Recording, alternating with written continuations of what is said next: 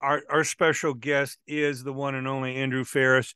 You know and love him from the amazing INXS string of hits and albums, but you've challenged yourself now. You've taken your love for music and poured it from the soul into Americana. You're from the heartland of Australia to the heartland of America to the heartland of England and around the world.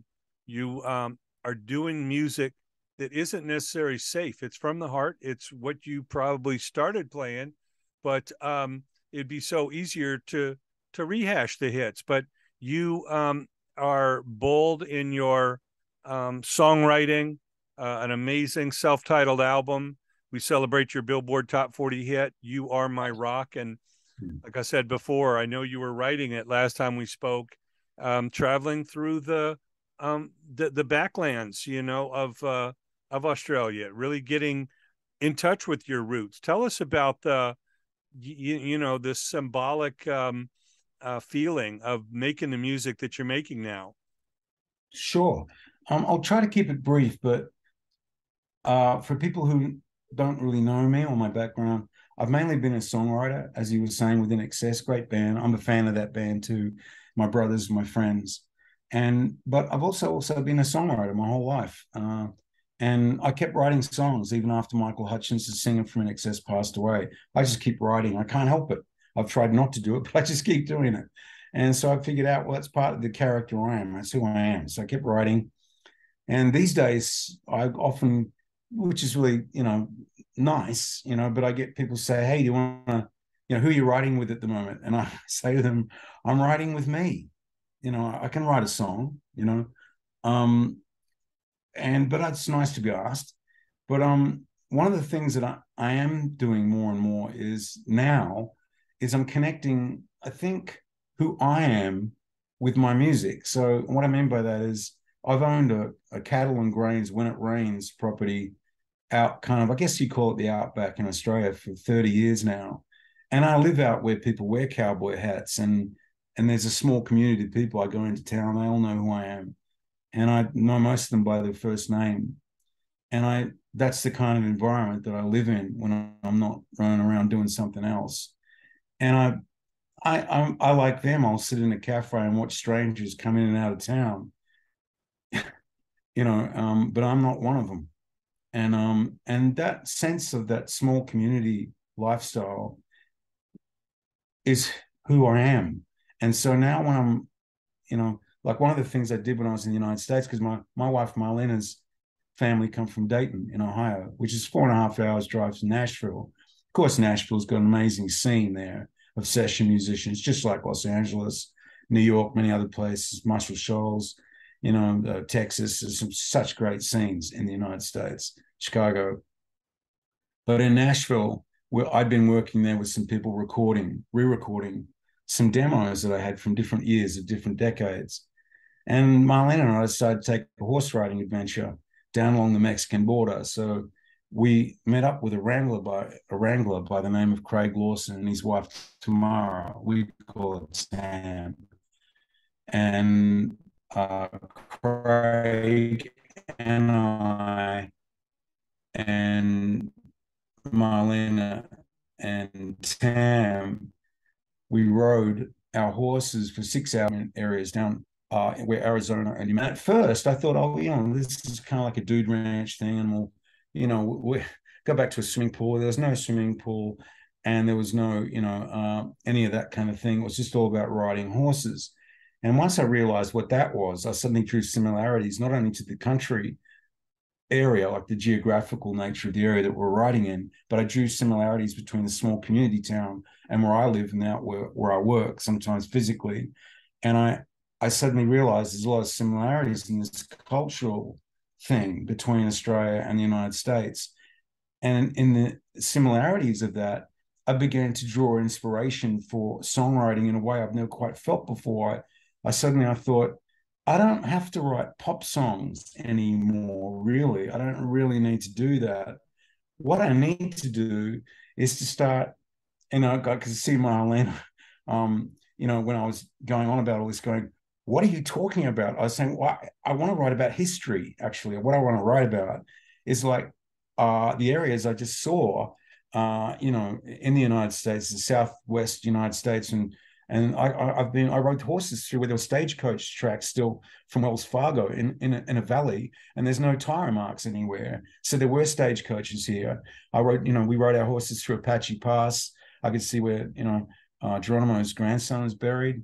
A very humbling, a very emotional sort of experience. I could see where he surrendered to the U.S. cavalry. We went to abandoned U.S. cavalry forts. Mexico was just over the Chiricahua Mountains on the other side. It would have been Mexico back in the day, Mexican people, Mexican army. You would have had the settlers, and up the road was Tombstone and all the cowboys. And this is some years ago I was doing all this. And then I started thinking, well, why don't I start to write about that? And it really hit me emotionally. It wasn't a Hollywood film thing or a pop thing. How about we write about cowboys? It wasn't like that at all. I went back to Nashville and someone said, "Hey Andrew, do you want to write a song? What do you want to write a song about?" And I looked at them and said, "The Old West." And they just stared at me. This is some time ago now. And they're like, "Listen, dude, that's kind of like gone." You know what I mean? I'm like, no, it's not. It's real. I picked up the 50 cal bullet that was lying in Apache Pass. I actually went and saw where, I've seen these things and they were real. This isn't a Hollywood film. This is all real. And this actually happened. And this actually happened with all these people, and I want to write about it. And I like the similarities with Australian bush rangers. We have what we call bush rangers instead of outlaws. And you had the same thing. You had the authorities riding around trying to catch all these characters. And there's bullet holes in the pub door in the little town near where I live in Australia. The same kind of craziness was all going on. And the parallels have been confused between the amalgamation of pop music and country music, where I love a lot of modern country. I'm not putting it down. I'm just saying the beginnings of it all are where you have people like Willie Nelson used to always talk about, I want to be a cowboy. I could never quite understand it. Even when I was in a rock band touring, I was like, why does Willie want to be a cowboy? And then I began to work out why later on, because the why is a bit more complicated than it first sounds. But in Australia, we had folk music where you would have someone bring a violin into a room when there was no electricity, and someone might have been lucky enough to have an upright piano. And the next minute, you've got them covering some song, and then it becomes a fiddle, and someone puts a drum and a guitar together, you get a banjo. And then a lot of that same stuff is all happening, obviously, in a much bigger way in America, but the same thing, Irish folk music and all that kind of stuff was all flowing. But amongst all of this, you had this, you got to remember this is before electricity. So everything was all about horses. And therefore you've got cowboys, and therefore you've got that culture that comes with it. And now it's become like a how can I put it, like a cliche, or it's like a poster you hang on your wall. But there are still cowboys out there. In Australia, we might call them jackaroos or jillaroos, but there are people that they do it on my place anyway that still round up cattle on a horseback, and that still happens today. It's just that, and to me, I found it really intriguing too, seeing television shows come out recently too, like being so popular, like Yellowstone made in '83 and all these sorts of things. It doesn't surprise me at all, because it's really the culture of all that was real.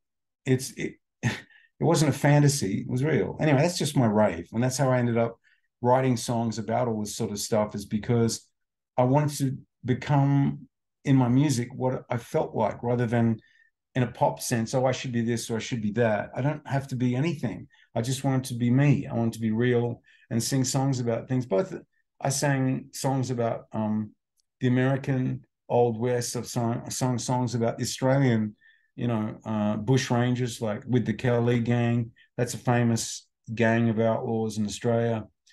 These people, and the way they lived in pre-electricity time fascinates me. Yeah, I mean, I live in one of the biggest urban areas and cities in the world here in LA, but to me, I love the Western states. I grew up all over the world, all across the country, but I was born in Billings, Montana. And I used to go back summers and spend at the top end of Yellowstone Park, and the most beautiful mountains and lakes, and just the cleanest water, mountain spring water, and everything really grounded me. And it's one of the reasons why I love Yeah. California and Oregon and Washington State and Arizona and New Mexico and Utah and Colorado and Montana and Wyoming is you feel like the settlers were here not that long ago. America is a very young country compared to Europe and other parts of the world. And you get this sense that it's still the Wild Wild West, and it's the heritage of those outlaws and those heroes and the settlers that are still very much just a few generations back from people that are still walking the earth right now. It's not some, 1,000, 2,000 year old story. We're talking 200, 300 years ago. People were still, creating new areas. I mean, right up the street from me here in North Hollywood is the actual place where the general of the Mexican army met with the general of the settlers, and they came to the peace treaty, which actually formed the United States border of Mexico and California and Arizona and New Mexico and Texas. I mean, literally, this used to be Mexico here. And Was that Santa Ana or was somebody else? I'm not I'm sure. not sure the name of the general, but they call it Campo de Cahuenga. Right. There's a street Okay. still called Cahuenga here, but it's right across from where Universal Studios is. And it's a famous place, and they've excavated around there, and it's the original place. But you can only imagine not that long ago, they sat down and created what became America and California and these borders. It's pretty amazing. So the fact that you're, making this timeless music, and to a lot of us, that classic country, as in classic rock, may be preferred to the new with all the computers and auto tune and, 7 producers and 14 writers on a track. I mean, there's a purity of Willie Nelson and his guitar trigger, his acoustic beat up guitar, making a timeless song. So hats off to you. Thanks. And hats off to Willie and all. Look, and the modern people as well. I think there's a resurgence. Not, you know, I think there is something coming, and I've seen it already, where younger people are recognizing that technology is a tool. It's not a god. It's a tool. You know, and that I mean, I remember life before smartphones. Um, you still got everything done. And the other interesting thing is um, that you can't eat a smartphone. And if you took electricity away, it'd still be nice, wouldn't it, to sit around a campfire and play instruments with people, Yeah. right? Right. Well, so many Like of our greatest artists grew up singing in a church with no amplification, just physical exactly. voices and a piano. That's right. And that's what I'm saying is that part of my journey is to wherever I can. I still use electronic support when I need it, but I try to wean myself off it all the time. It's kind of technology is kind of like a drug in some ways, um, you know. And sometimes to give yourself a digital vacation is a very smart idea because you sort of pull back and then you realize the simplicity of what things can really be. They don't need to be that complicated all the time. And I think both for younger people who've only ever grown up with digital technology, it must be a very strange feeling for them, almost frightening to have it pulled away from them, because they're like, well, what's this? It's called reality. There's a word for it. It was been a very old word, been around a long time. And there was plenty of people before us that had to deal with it. And so I think it helps generations to come to think, to remember of what you were saying. That's right. It's not that long ago when there was that generation of people, and they lived and died to create the kind of platforms that we could try to sort of do now. And it almost, now it's just a film or a television show, or it's on your smart device or something, but it was all real. And that's why I started my journey, but who knows what I might do next. I might do a combination of both. I might go off in some, on some other weird little tangent. That tends to be my thing. But at the moment, I've had a great reception to what I'm doing. I want to thank anybody out there that's been following what I'm doing, and I thank you for following me and supporting my music, and I really appreciate it. And thank you for having me on your show. I really appreciate that. I think I'm actually Can't going to thank have you to enough. go. So, Yeah, yeah, Andrew. man. Yeah. Being a promotion guy for years, even through the INXS era, when I tell these youngsters that we broke some of their favorite artists in that era with no cell phones, no internet, no computers, no social Yeah. Yeah. media, about how I would think I you do lost you that? there. Right, Yeah, right. without without my cell phone, I'm lost. I don't even know what you're talking about. Well, I'll give them a couple of tips. Okay.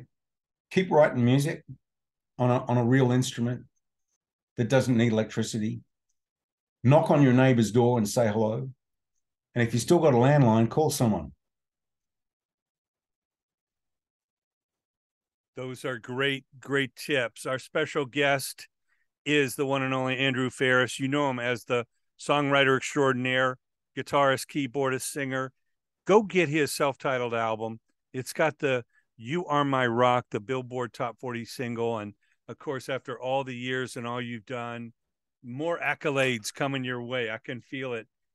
Andrew, thank you so much for joining us. I can't wait for our next conversation and chart your progress and course. It's always amazing to see where you've come from and where you're heading, sir. Thank you for joining us. All right. Well, safe travels, my friend. And I'd love to talk to you again. And I meant that, safe travels and Godspeed. And we'll talk again soon. Thank you.